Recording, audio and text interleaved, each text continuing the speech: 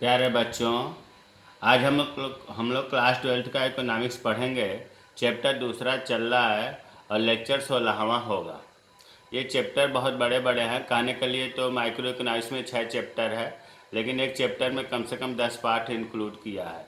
कल हम लोग पढ़े थे एक अधिमान, एक दृष्टि या अधिमान क्या है, कुल उपयोगिता सीमांत उपयोगिता में संबंध क्या है। आज हम लोग पढ़ेंगे अनधिमान वक्र। बहुत महत्वपूर्ण है, इसे ध्यान से समझेंगे। अनधिमान वक्र के कई नाम हैं। तटस्थता वक्र, उदासीनता वक्र, समसंतुष्टि वक्र। इसके अंग्रेजी होते हैं इंडिफरेंस कर्व, IC। इसको सबसे पहले हिक्स एवं एलन अर्थशास्त्री ने अनधिमान वक्र विश्लेषण को विचारधारा प्रस्तुत किया था। तो एक नंबर में पूछता है कि तटस्थता वक्र का विश्लेषण किसने दिया, उपयोगिता वक्र विश्लेषण किसने दिया, तो हिक्स एवं एलन ने। इसकी परिभाषा है, अनधिमान वक्र दो वस्तुओं के ऐसे संयोजनों को दर्शाता है जिनमें उपभोक्ता को एक समान संतुष्टि प्राप्त होती है। देखिए, बहुत पहले से चर्चा चल रही है। जब हमने कीमत रेखा पढ़ाया था तो इसमें भी दो वस्तुओं के संयोजन दिखाया था। उत्पादन संभावना वक्र पढ़ाया था, उसमें भी दो वस्तुओं के संयोजन बताया गया था। तो थोड़ा थोड़ा सा अंतर है। जैसे उत्पादन संभावना वक्र की परिभाषा क्या थी? उत्पादन संभावना वक्र दो वस्तुओं के ऐसे संयोजनों को दर्शाता है जिनका उत्पादन एक अर्थव्यवस्था उपलब्ध तकनीकी और दिए हुए संसाधनों के पूर्ण उपयोग से प्राप्त करता है। कीमत रेखा का भी इससे मिलता जुलता है। कीमत वक्र या कीमत रेखा दो वस्तुओं के ऐसे संयोजनों को दर्शाता है जिसमें उपभोक्ता अपनी आय और बाजार कीमतों पर खरीदता है। तो देखिए, उत्पादन संभावना वक्र और कीमत रेखा और तीसरा अनधिमान वक्र, ये मिलता जुलता है। इसको तीनों एक जगह लिख करके क्लियर करके अंतर जो है वो क्लियर रहना चाहिए। तो अनधिमान वक्र की परिभाषा, दो वस्तु, मान लो एक वस्तु X है, दूसरी वस्तु Y है, वो दोनों को उपभोक्ता जो है कोई किसी की संख्या बढ़ा रहा है, घटा रहा है, जिसे संयोग कहते हैं। और इन जितने भी संयोग बन रहे हैं सबसे समान संतुष्टि प्राप्त हो रही है। जैसे चित्र बनाते हैं, ये X वस्तु इधर दिखाया, Y वस्तु, और अनधिमान वक्र बीच में ढाल दिख रहा है आपको, इसको बोलते हैं उन्नतोदर। उत्पादन संभावना वक्र इसका उल्टा था, बीच में ऊंचा था, जिसे कहते थे नतोदर। नतोदर ये नहीं है, ये है उन्नतोदर। तो उन्नतोदर हमने बना लिया और इसमें 5 बिंदु दिखा दिया, 2 3 4 5, 5 3 2, कोई भी दिखा सकते हैं। इसके बाद मान लो कि इसका नाम रख दिया A संयोग, B C D E। यहाँ पर मान लो दो वस्तु है तो संयोग बना दें 1 और 5। फिर इसकी X वस्तु की इकाई बढ़ा दिया 2, तो दूसरी की घटा दिया 4। फिर इसकी बढ़ाया, इसकी कम किया, फिर इसकी बढ़ाया, इसकी कम किया, फिर इसकी बढ़ाया, इसकी कम किया। ये जो है सेट बना दिया, बंडल बना दिया। ध्यान दो, ये जो अनधिमान वक्र बनाया है हमने, ये X एक्सिस को या Y एक्सिस को सटेगा नहीं, स्पर्श नहीं करेगा। तो अब आपको क्लियर हो गया होगा।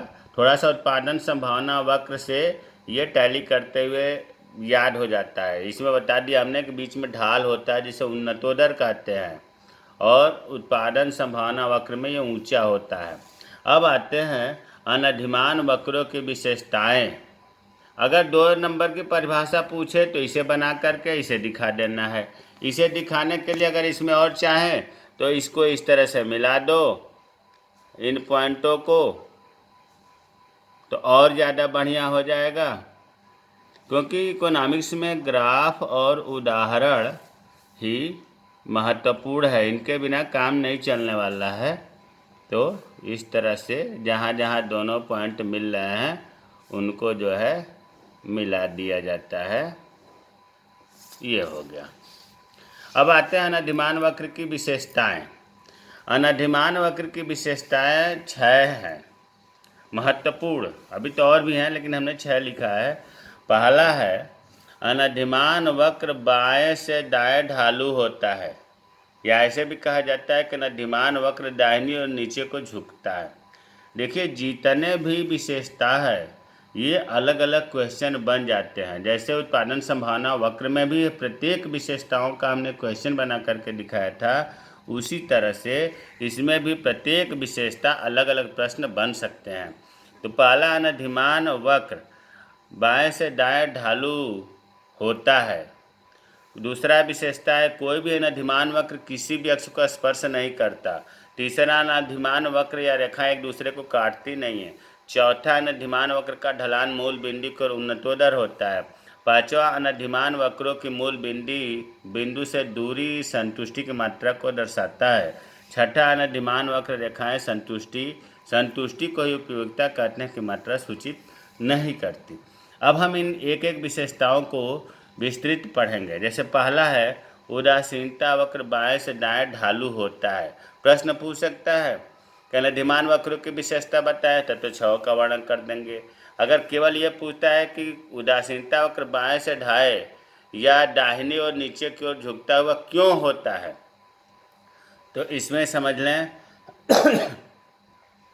अगर आप पीपीसी उत्पादन संभावना वक्र पढ़े होंगे तो उसमें भी यही था कि पीपीसी वक्र बाएं से दाएं ढालू क्यों होता है। तो थोड़ा सा मिलता जुलता है, तुलना करके आप बाद में पढ़िएगा तो जल्दी याद होगा। अब इसको देखो बाएं से ढाल क्यों होता है।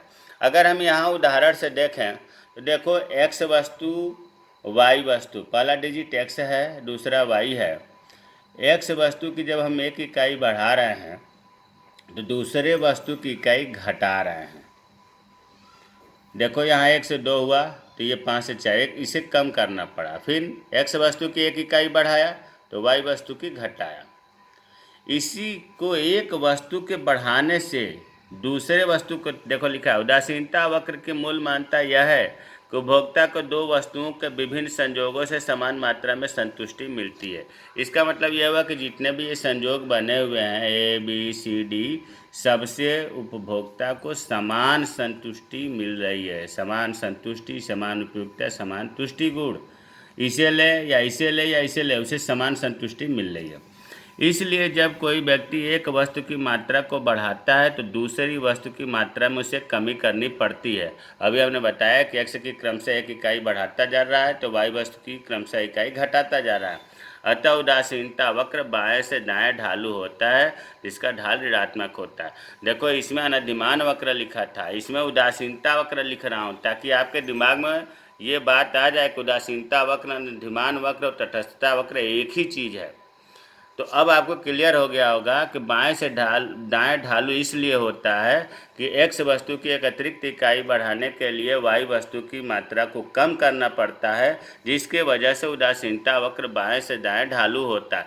यही चित्र यहाँ बनाया हूँ पहले से ही, तो क्योंकि इसमें भी वही ये देख रहे हैं उदासीनता वक्र बाएं से दाएं, इधर लेफ्ट है इधर राइट है, बाएं से दाएं ढालू है, या दूसरे में कह सकते हैं कि दाहिने ओर झुका हुआ है, इधर दाहिना है इधर बायां है।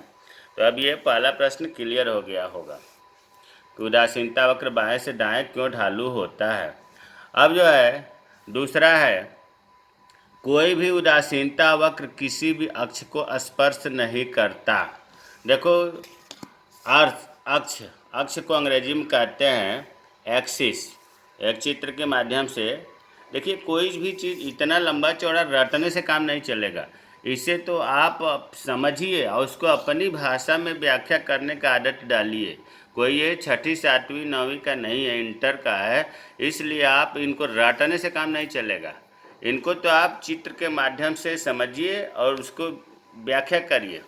अब देखो ये कह रहा है कि उदासीनता वक्र किसी भी अक्ष को, दो अक्ष होते हैं, एक ये बोलते हैं एक्स एक्सिस, एक्स अक्ष, और ये ओ वाई, ये वाई अक्ष बोला जाता है। अब ये कह रहा है कि उदासीनता वक्र किसी भी अक्ष को स्पर्श नहीं करता। चलो हम उदासीनता वक्र बना दिया।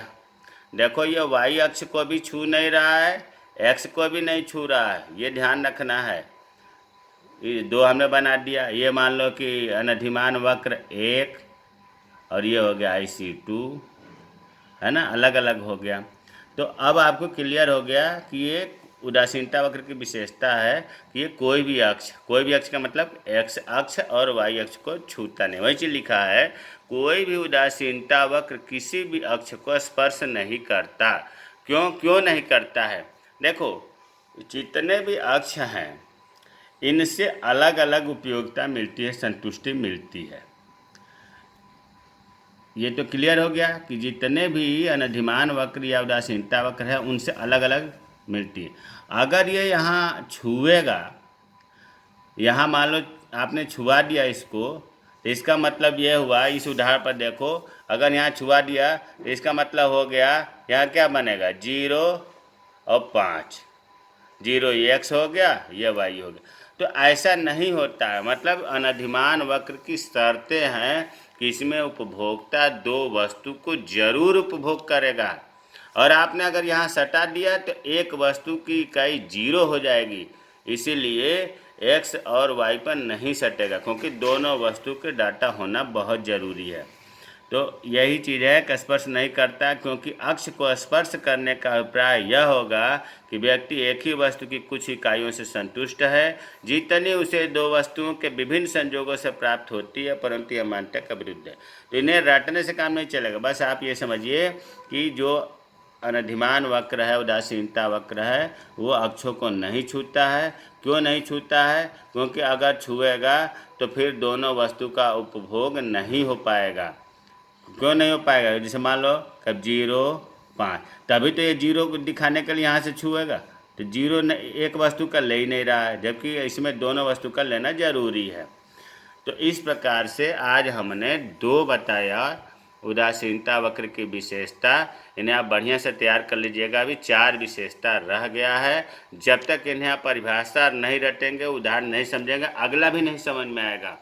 तो जय हिंद, जय भारत।